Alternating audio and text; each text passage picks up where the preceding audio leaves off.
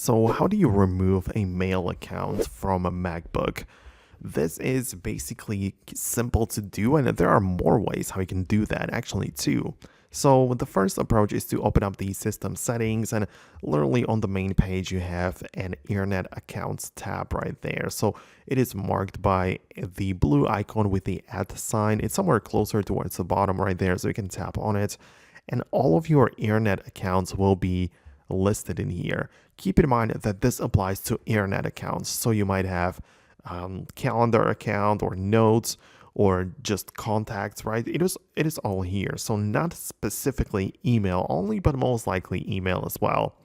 And you can tap on any account, and as you can see as well, you can enable the contacts and calendars and everything. So perhaps you can only disable the mail from here, right? So this might be the thing you are going for, or you also have the ability to delete that account.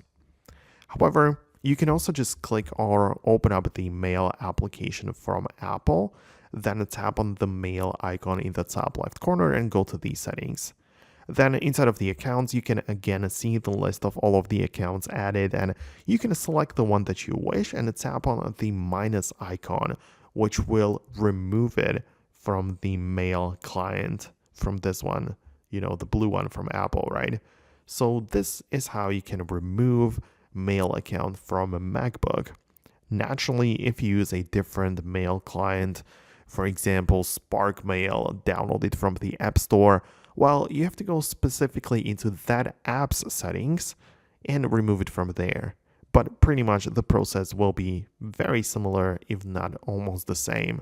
So thanks a lot for watching. That's basically everything I wanted to talk about and show you in this video. So leave a comment below if you have anything you want to share, hit the thumbs up on it, and subscribe so you never miss videos like these in the future.